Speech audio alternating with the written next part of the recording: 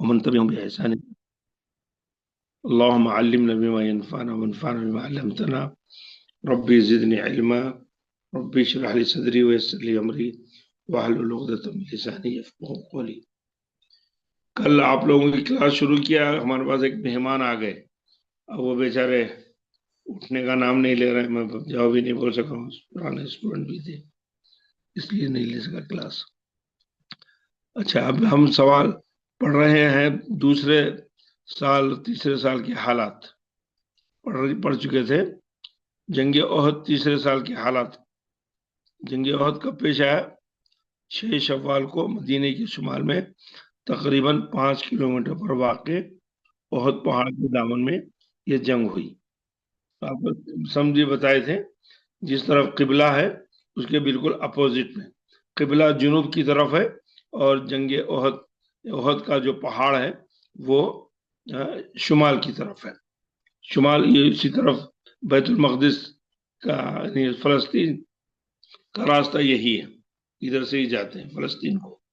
جنگ احد 6 شوال کو مدینے کے شمال میں تقریباً 5 کلومیٹر پر واقع احد پہاڑ کے دامن میں. احد پہاڑ کے تعلق سے رسول کریم صلی اللہ علیہ وسلم نے فرمایا کہ یہ وہ پہاڑ ہے جو ہم ہی پسند کرتا ہے، ہم اس کو پسند کرتے ہیں. جبل احد نحبہ یحبنا، ہم اس پہاڑ کو پسند کرتے ہیں اور وہ ہم پسند کرتا ہے. اس پہاڑ میں جو ہے سرخی ہے، ایک خاص قسم کی سرخی مائل پہاڑ ہے اور بہت خوبصورت دکھتا ہے جب اس پر روشنی پڑتی ہے یا سورج کی کرنیں اس پر آتی ہیں تو خاص طور پر بڑا چمکتا ہے وہ.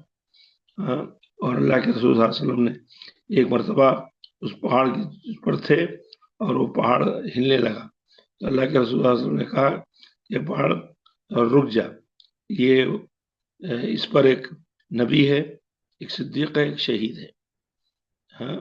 تو اس میں ابو بکر، عمر اور عثمان تھے، 2 شہید ہیں، عثمان اور ابو عمر تھے.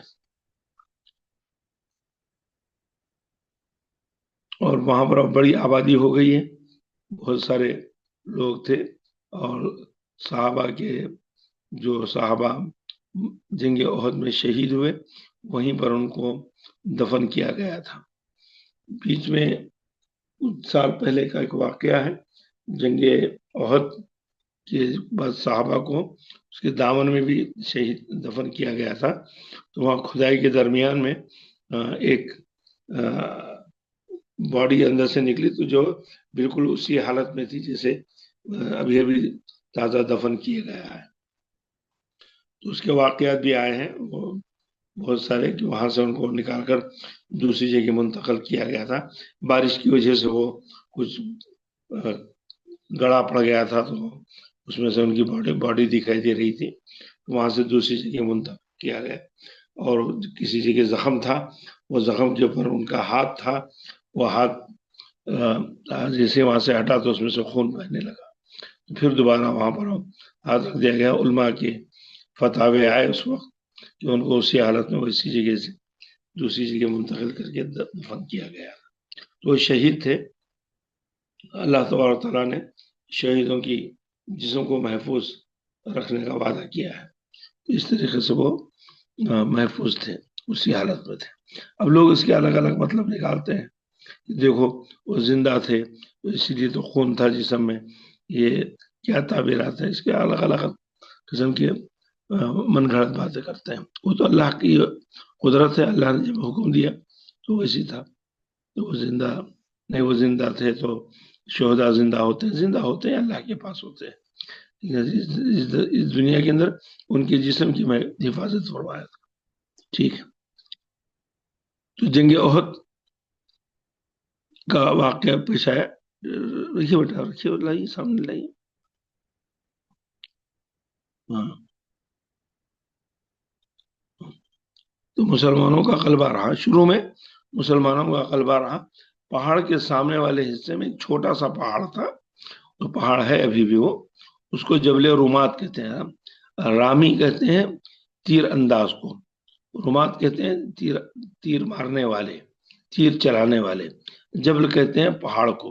تو وہ پہاڑ کا نام ہی جبل رومات اس لیے پڑ گیا تھا کہ 50 صحابہ کو جو تیر انداز تھے ماہر، اللہ کے رسول صلی اللہ علیہ وسلم نے انہیں حکم دیا تھا کہ تم یہاں پر کھڑے رہنا، اور اگر مسلمانوں کی فتح ہو یا شکست ہو تم یہاں سے نہیں ہٹنا۔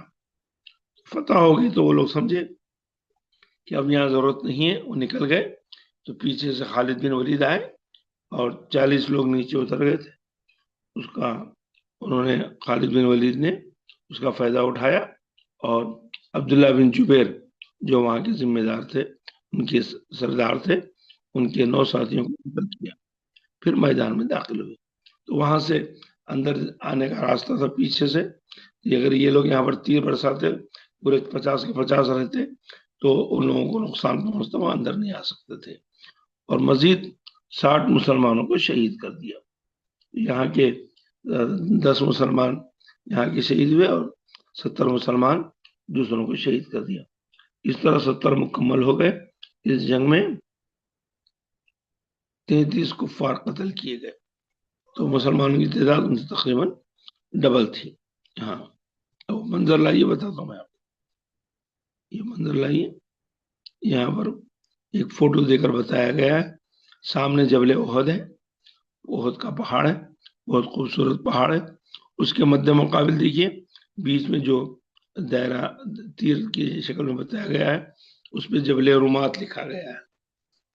یہ چھوٹا سا پہاڑ ہے، ٹیلا ہے، ایک ٹیلا بولتے ہیں اس کو، آسانی سے کوئی بھی چڑھ سکتے ہیں، اس کو ٹیلا کہتے ہیں جبل رومات کا، اور وہ اوپر بہت بڑا پہاڑ ہے اور بہت لمبا بھی ہے، کئی کلومیٹر پر پھیلا ہوا ہے، اور اس کے اطراف میں باغات ہیں، مکانات ہیں چاروں طرف۔ ہاں، یہ اس کا منظر ہے۔ اسی میدان میں بیچ میں جنگ ہوئی، جو جبل دونوں پہاڑوں کے درمیان کا حصہ وہ میدان جنگ تھا، یہاں پر جنگ ہوئی۔ ٹھیک ہے، آگے بڑھائیے۔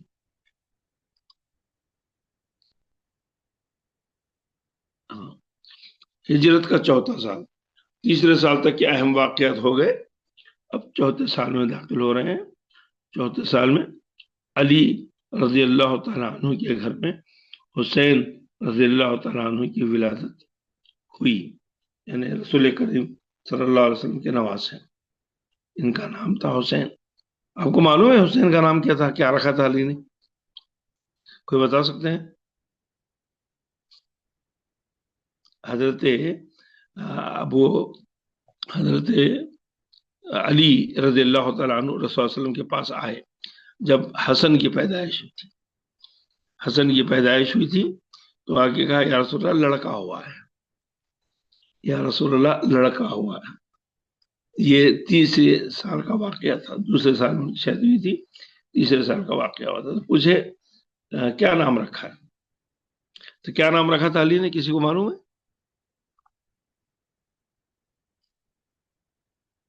کسی طالبہ کو معلوم ہے کہ حضرت حسن کا نام حضرت علی نے کیا نام رکھا تھا؟ اللہ کے رسول سے انہوں نے کیا کہا تھا اللہ کے رسول نے جب دریافت کیا؟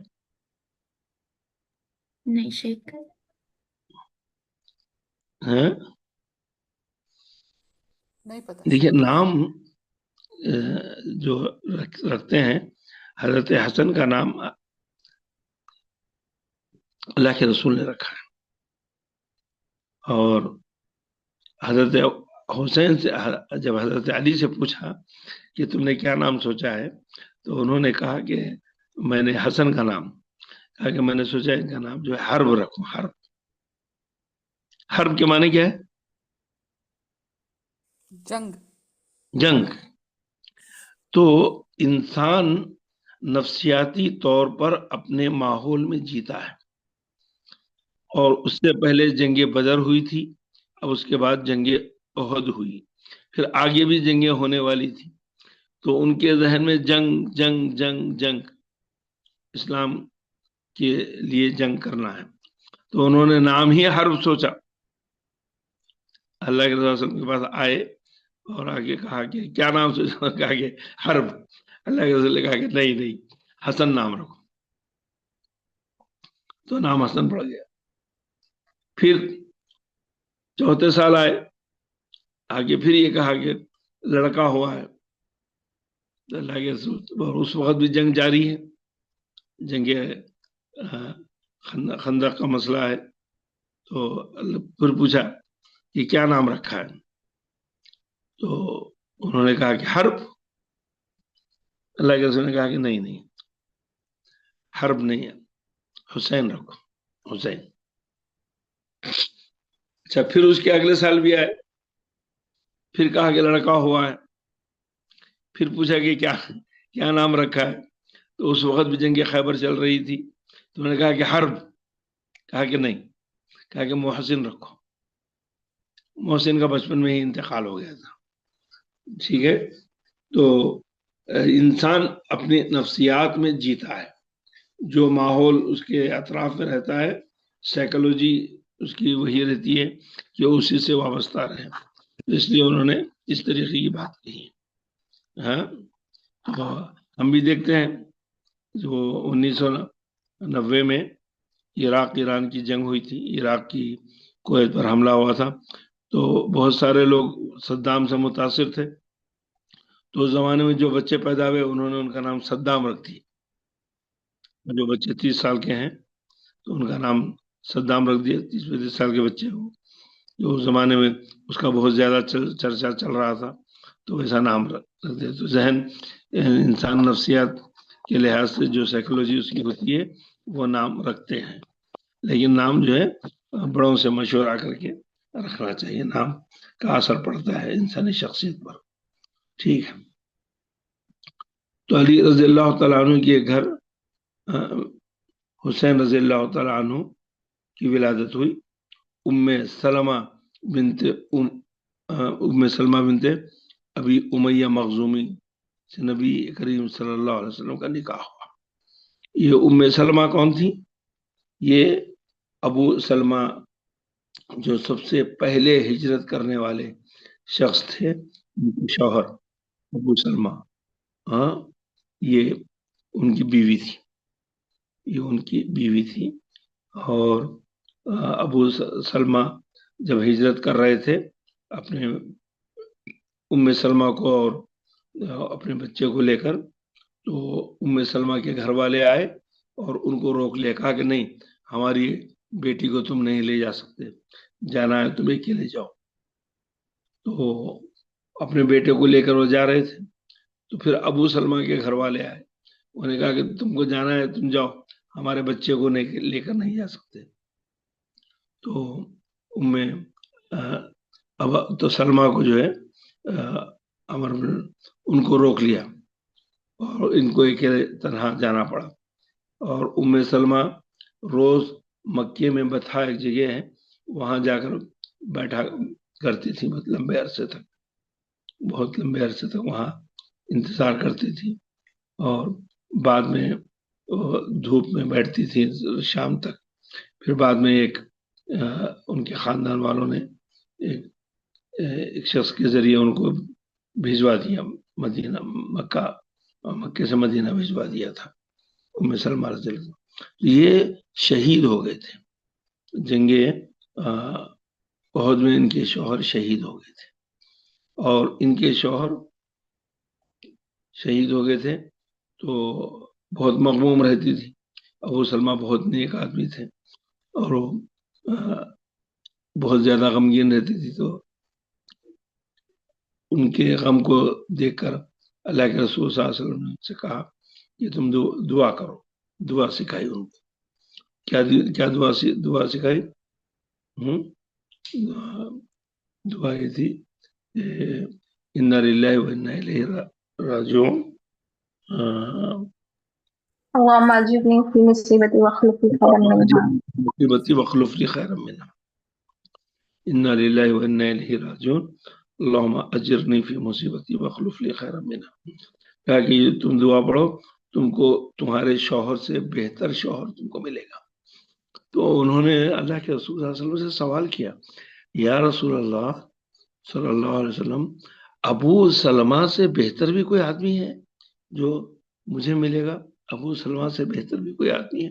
اللہ کے رسول نے کہا کہ تم یہ دعا تو پڑھو، یہ دعا پڑھو، اس دعا کا اثر ہوگا. پھر دیکھیے اللہ کے رسول صلی اللہ علیہ وسلم سے آپ کا نکاح ہوا. تو ابو سلمہ سے بہتر ہوئے نا، ابو سلمہ سے بہتر ہوئے۔ اچھا، ابو سلمہ رضی اللہ تعالی عنہ اور اللہ کے رسول میں ایک مماثلت تھی، وہ کیا مماثلت تھی دونوں میں بتائیے؟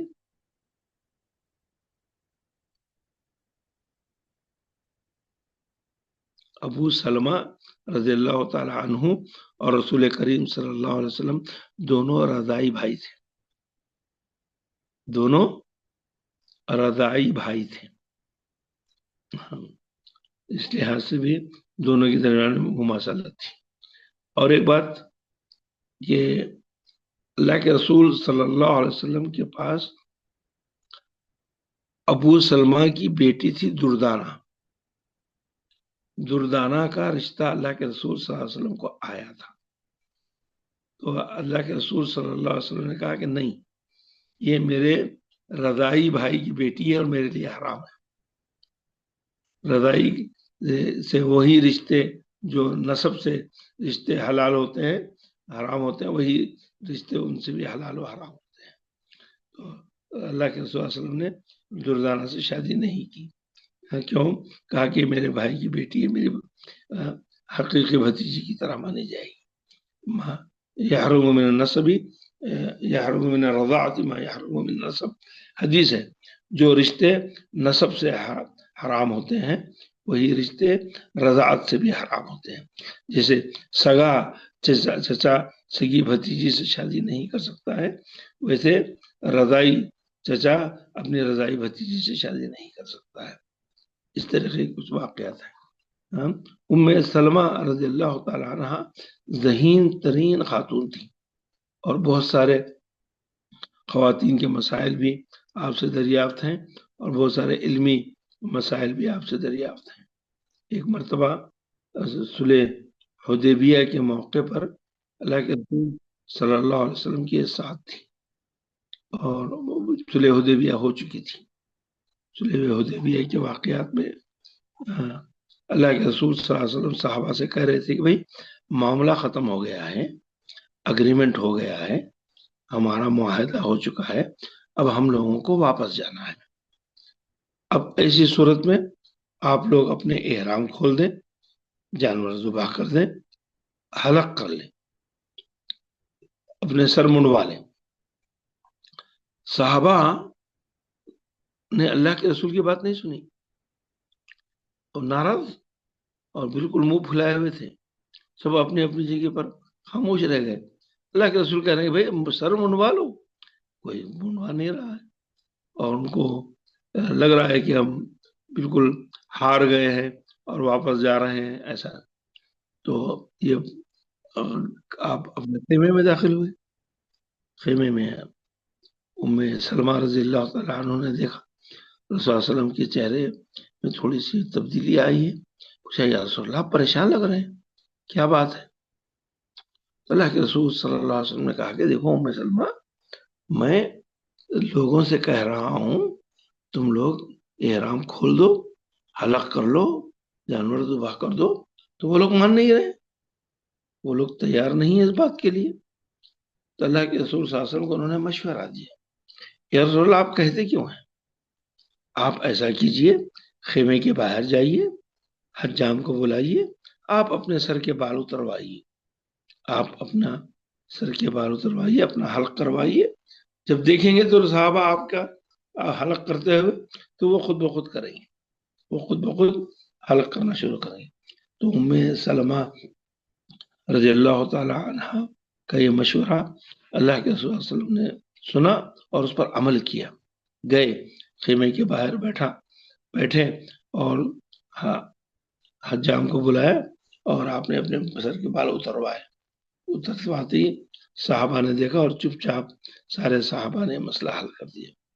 تو امہات المومنین کی ایسی بہت ساری حکمتوں کی باتیں ہیں، ان کی احادیث میں بھی ملتی ہیں۔ تو یہ صلح حدیبیہ کا واقعہ تھا، ایسا ہوا تھا۔ چلیے، تو بہت معمر صحابہ دوسری بیوی کے مقابلے میں تھوڑی سی عمر ان کی بڑی تھی، لیکن بہت ہی نیک، دیندار اور علمی خاتون تھی۔ چلیے، حادثہ رجیع مکہ اور طائف کے درمیان تقریباً 80 کلومیٹر پر واقع ایک جگہ کا نام ہے. ہاں ہاں. عدل و قارہ کے چند افراد نبی کریم صلی اللہ علیہ وسلم سے 10 صحابہ کو دین سکھانے کے لیے کے نام سے لے گئے. کہا کہ ہمارے علاقے میں اسلام کے لانے والے ہیں لوگ، ان کو دعوت کے لیے بھیجیے اور لوگ ہمارے پاس آپ کے داعی سے، آپ کے لوگوں سے دین سیکھیں گے. بنو لحیان کے ذریعے ان سب کو قتل کر دیا. دھوکہ تھا. ہاں جو دھوکہ تھا. رسول کریم صلی اللہ علیہ وسلم کو نہیں معلوم ہوا یہ لوگ اللہ کے ساتھ اس طریقے کی حرکت کر رہے ہیں. دیکھیے ان لوگوں کو جو رسول کریم صلی اللہ علیہ وسلم کو غیب کا علم ہے بولتے ہیں، اگر اللہ کے رسول کو غیب کا علم ہوتا تو صحابہ کو قتل ہونے کے لیے بھیجتے؟ ہرگز نہیں بھیجتے. ہاں جب آپ کو علم نہیں تھا کہ یہ لوگ آپ کے ساتھ ایسا کرنے والے ہیں، جو بار بار بولتے ہیں نبی کو غیب کا علم تھا، نبی کو غیب کا علم تھا، تو غیب کا علم رکھنے والا اپنے صحابہ کو موت کے منہ میں ڈھکیلیں گے؟ ایسا نہیں ہو سکتا. تو غلط بات ہے. تو بنو لحیان کے ذریعے ان سب کا قتل کر دیا. بنو لحیان اس علاقے کا قبیلہ تھا.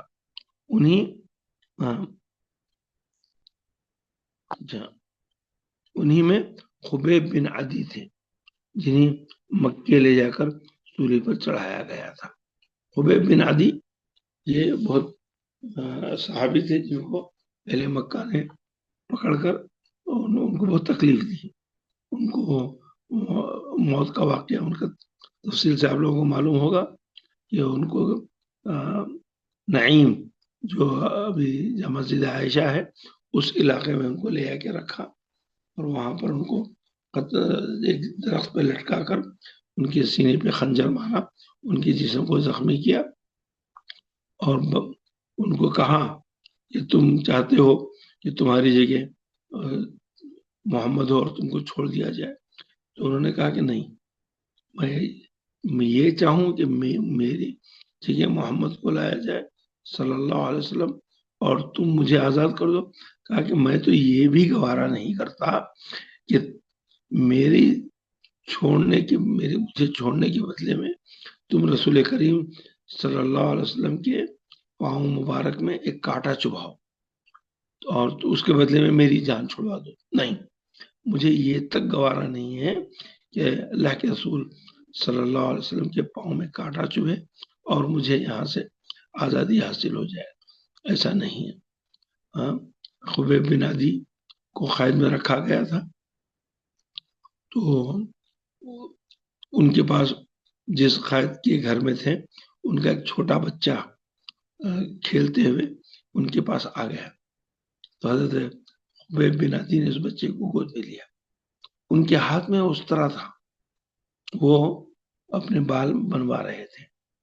تو گھر والوں کو ڈر ہو گیا کہ اب ان کو تو قتل کرنے والے ہیں، ان کو سولی پہ چڑھانے والے ہیں، تو کہیں یہ ہمارے بچے کو قتل نہ کر دیں، ہمارے بچے کو مار نہ دیں.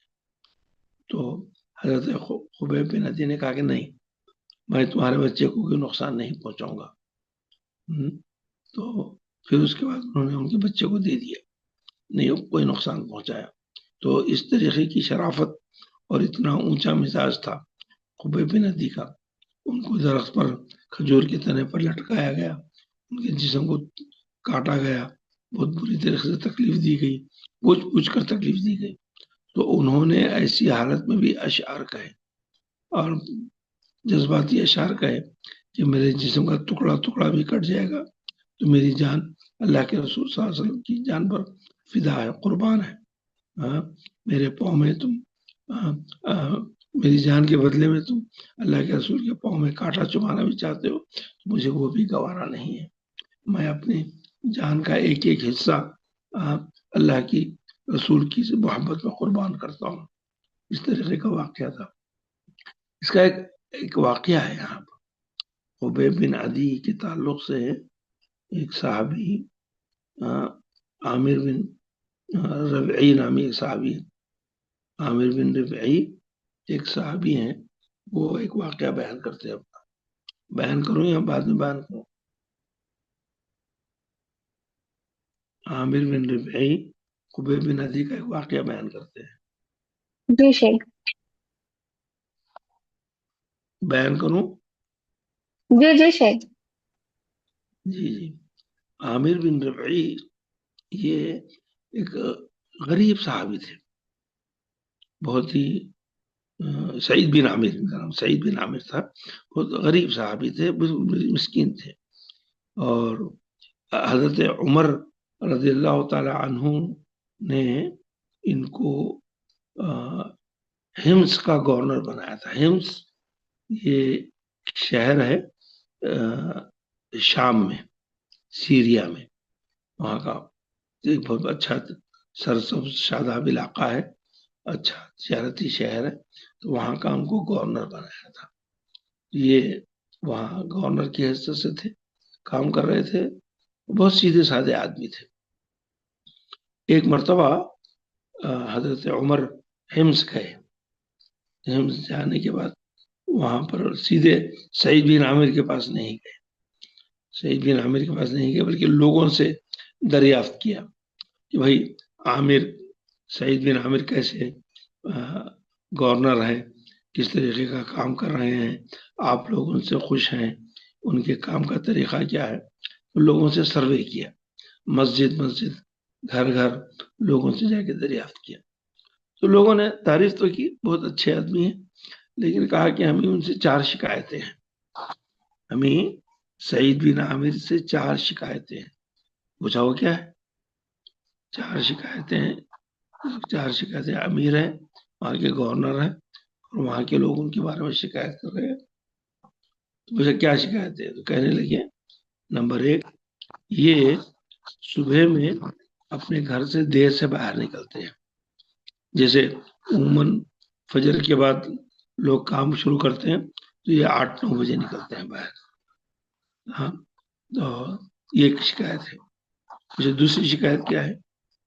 دوسری شکایت یہ ہے کہ یہ مہینے میں 1 دن چھٹی لے لیتے ہیں، گھر کے باہر نہیں نکلتے، شام میں آتے ہیں، دن بھر گھر میں نہیں رہتے ہیں. پھر پوچھا تیسری شکایت کیا ہے؟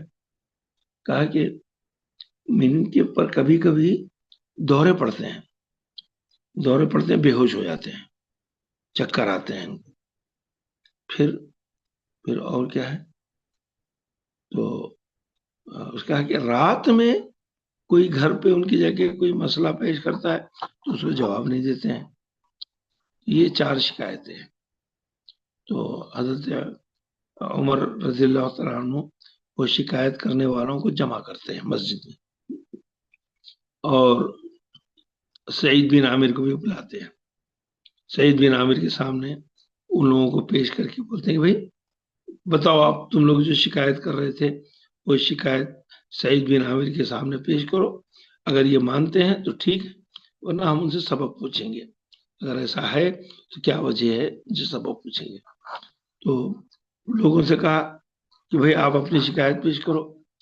تو لوگوں نے کہا کہ پہلی شکایت یہ ہے کہ یہ گھر سے روز دیر سے آتے ہیں، جلدی نہیں نکلتے ہیں.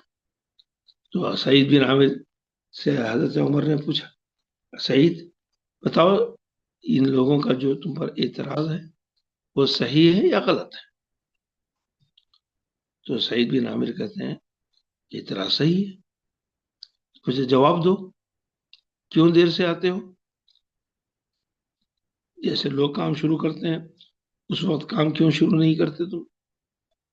تو انہوں نے کہا امیر المومنین، بات یہ ہے، میں کہنا تو نہیں چاہتا، میرا یہ ذاتی مسئلہ ہے، میں اس کو ذکر کرنا نہیں چاہتا، لیکن جب آپ نے سوال کر ہی دیا ہے تو میں بادل ناخواستہ نہ چاہتے ہوئے بھی میں آپ کو اپنی بات بتاتا ہوں، پھر آپ پر اختیار ہے، اس کا کیا فیصلہ کرنا ہے کیجیے. تو انہوں نے کہا میں دیر سے آتا ہوں، اس کی وجہ یہ ہے کہ میری بیوی بیمار رہتی ہے، اور بیوی کھانا وغیرہ گھر کے کام کاج نہیں کر سکتی ہے، کھانا نہیں پکاتی ہے، روٹی نہیں پکاتی ہے، وہ بیمار رہتی ہے، بستر پر رہتی ہے، تو میں بیوی کی خدمت کرتا ہوں، خود آٹا گوندتا ہوں، پھر آٹا گوند کے تھوڑی دیر چھوڑ دیتا ہوں، اس میں خمیر آتا ہے، پھر میں چولہا جلاتا ہوں۔ چولہا جلنے میں آج کی طرح آسان نہیں ہے کہ گیس کی طرح چولہا پھٹ سے آن ہو گیا اور اس کو پکا دیے۔ چولہا جلنے میں دیر لگتی ہے، تندور پکنے میں دیر لگتی ہے، تو پھر اس کے بعد میں روٹی پکاتا ہوں، پھر کھاتا ہوں، تو اس وقت تک دیر ہوتی ہے، پھر اس کے بعد میں نکلتا ہوں۔ یہ میرا روز کا معمول ہے۔ تو حضرت عمر نے دیکھ کے کہا کہ ٹھیک ہے، یہ تو معقول وجہ ہے، اس میں کچھ کہا نہیں جا سکتا۔ خاموش بیٹھ گئے۔ پوچھا دوسرا اعتراض یہ ہے کہ یہ کبھی دوپہر رات میں یہ کسی کا جواب نہیں دیتے، کوئی ان کے گھر پہ آتا ہے تو کوئی دروازہ نہیں کھولتے، ان کا دروازہ رات میں بند رہتا ہے۔ تو سعید بن عامر نے پھر کہا امیر المومنین، میں اس کا بھی جواب نہیں دینا چاہتا کیونکہ یہ بھی میرا ذاتی مسئلہ ہے، لیکن جب آپ پوچھ رہے ہیں تو میں مجبوراً بتا رہا ہوں۔ بات یہ ہے کہ میں جب باہر نکلتا ہوں سویرے، اس کے بعد میں حمص والوں کی خدمت میں لگا رہتا ہوں، اور یہ سلسلہ عشاء تک چلتا ہے۔ عشاء کے بعد میں گھر آتا ہوں، اور رات کو میں نے اللہ کے لیے وقف کر رکھا ہے، دن میں نے بندوں کے لیے وقف کر رکھا ہے۔ تو میں نہیں چاہتا کہ اللہ کے معاملات میں رات میں کوئی میرے اس کو ڈسٹرب کرے، دخل اندازی کرے۔ تو میں رات میں اللہ سے میرا تعلق ہوتا ہے، میں گھر کے کام کاج کر کے میں اللہ کی عبادت میں لگا رہتا ہوں، اس لیے میں جواب نہیں دیتا، جبکہ میں نے دن اہل حمص کے لیے منتخب کر رکھے ہیں۔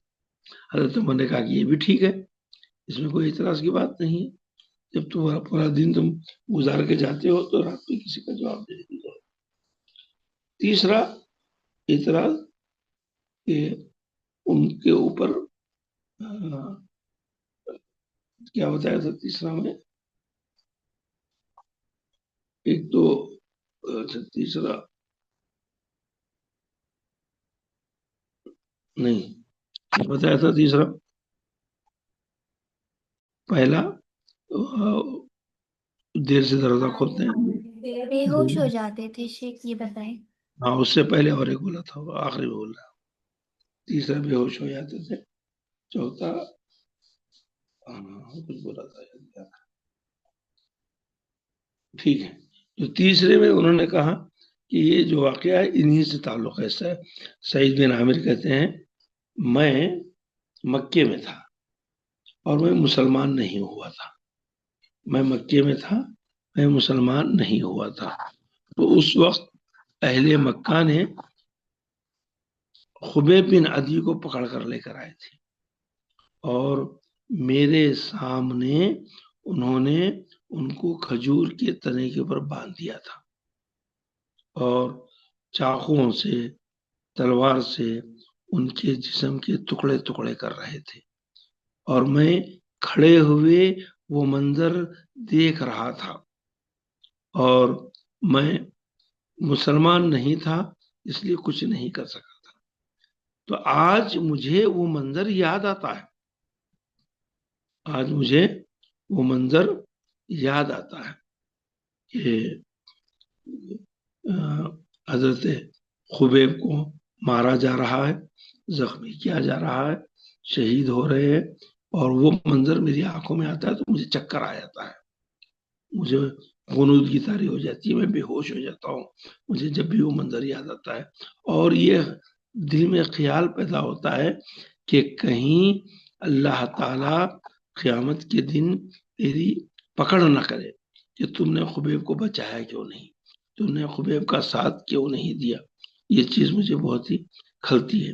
تو سعید بن عامر کہتے ہیں کہ میں بے ہوش ہوں، سعید بن عامر کہتے ہیں اس واقعے کو یاد کرتا ہوں تو میں بے ہوش ہو جاتا ہوں۔ تو حضرت عمر رضی اللہ تعالیٰ عنہ، ہاں، اور ایک چوتھی بات یہ تھی کہ وہ رات میں ایک مہینے مہینے میں ایک دن کی چھٹی لیتے تھے، مہینے میں ایک دن کی چھٹی لیتے تھے. تو انہوں نے پوچھا کہ بھائی چھٹی کیوں لیتے ہو، چھٹی کیوں لیتے ہو؟ تو انہوں نے کہا کہ امیر المومنین میں یہ بات بھی ذکر کرنا نہیں چاہتا، میں کیوں چھٹی لیتا ہوں. اگر آپ پوچھ رہے ہیں تو میں بتاتا ہوں. بات یہ ہے کہ میرے پاس صرف ایک جوڑا ہے جو میں پہنتا ہوں، ایک جوڑا ہے، ایک کرتا پاجامہ ہے، اس سے بڑھ کر نہیں. غریب آدمی ہوں، جو کچھ مجھے محنتانہ ملتا ہے اس میں گھر کا خرچ بڑی مشکل سے ہوتا ہے. میں کپڑے وغیرہ نہیں خرید سکتا، نہیں سلا سکتا. تو حضرت تو مہینے میں ایک دن ایسا ہوتا ہے کہ مجھے اپنے کپڑے دھونے ہوتے ہیں. میں جب کپڑے دھوتا ہوں تو میرے پاس دوسرے کپڑے ہوتے نہیں ہیں، تو میں ننگا رہتا ہوں، کپڑے دھو کے سوکھنے ڈالتا ہوں، گھر کے اندر بیٹھے رہتا ہوں جب تک وہ کپڑے کا میل چلا جاتا نہیں، سوکھ جاتا نہیں ہے. اور پھر اس کے بعد میں گھر کے کام کاج کر کے اس کو پہنتا ہوں تو شام ہو جاتی ہے، عصر کا وقت ہوتا ہے. پھر میں عصر کے بعد باہر نکلتا ہوں. حضرت عمر وہ پڑھتے ہیں کہ جس شخص کو میں نے، جس میں اعتماد کے ساتھ، جس بھروسے کے ساتھ میں نے یہ ذمہ داری عمارت کی، امیر بننے کی، گورنر کی ذمہ داری دی ہے، وہ میرے بھروسے پر پورا اترے. انہوں نے مجھے نامراد نہیں کیا، مجھے ناکام نہیں کیا، مجھے مایوس نہیں کیا، خوش ہوتے. اس کے بعد کیا ہوتا ہے؟ اس کے بعد کیا ہوتا ہے؟ حضرت عمر رضی اللہ تعالیٰ عنہ کو 1000 دینار دیتے ہیں. 1000 دینار، 1000 دینار دے کے یہ کہتے ہیں کہ یہ پیسے آپ کے ہیں، آپ اپنے خرچ کے لیے رکھیے، اپنی ضروریات پوری کیجیے، اپنے کپڑے بنائیے، اپنی بیوی کا علاج کیجیے، گھر کے معاملات کو درست کیجیے. وہ 1000 دینار لے کر جب ایک خادم ان کے پاس آتا ہے تو وہ بیوی سے کہتے ہیں دیکھو عمر نے 1000 دینار بھیجے ہیں، ایسا کریں کہ اس شہر میں کچھ لوگ ہم سے زیادہ مستحق ہیں، کچھ لوگ ہم سے زیادہ غریب ہیں اور ہم سے زیادہ مستحق ہیں. تو وہ اپنے ایک خادم کو بلاتے ہیں، ایک ایلچی کو، اور ان 1000 دینار کو تقسیم کرتے ہیں. تقسیم کر کے سب کو نام بنام بولتے ہیں یہ فلاں بیوہ کے گھر دے دو، یہ فلاں بیوہ کے گھر دے دو، یہ فلاں یتیم کے گھر دے دو، یہ فلاں معذور کے گھر دے دو، یہ فلاں مسکین کے گھر دے دو، یہ فلاں فقیر کے گھر دے دو. یہاں تک کہ مکمل 990 درہم خرچ کر دیتے ہیں. 990 درہم دینار خرچ کر دیتے ہیں. اب ان کے پاس وہ مشکل 10 دینار رہتے ہیں. 10 دینار رہتے ہیں تو ان کی بیوی بولتی ہے کہ دیکھو یہ 10 دینار ہیں، ایسا کرو آپ گھر کا بہت کام کرتے ہیں، ایک غلام خرید آپ کے کام آ جائے گا اور آپ تھوڑے سے فری ہو جائیں گے. تو وہ اپنی بیوی سے کہتے ہیں کہ دیکھو کچھ لوگ ہوں گے جو ہم سے بھی زیادہ ضرورت مند ہوں گے، تم یہ پیسے اٹھا کے رکھو، کوئی اور ضرورت مند آئے گا تو یہ پیسے اس کو دے دینا. یہ تقویٰ تھا، یہ سعید بن عامر کا یہ تقویٰ تھا جو اتنے بڑے بڑے صحابہ کا عمل،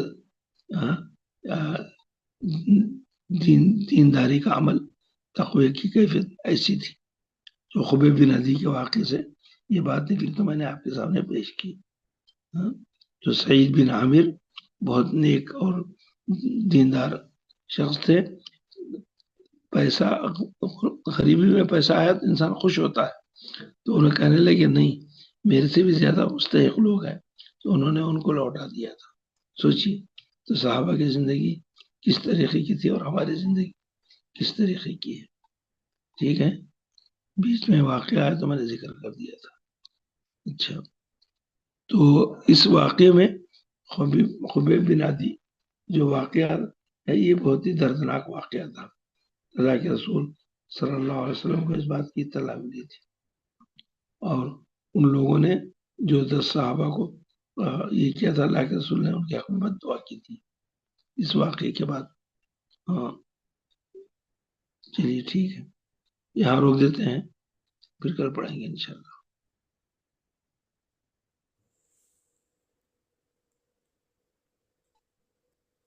ٹھیک ہے، کوئی سوال ہے تو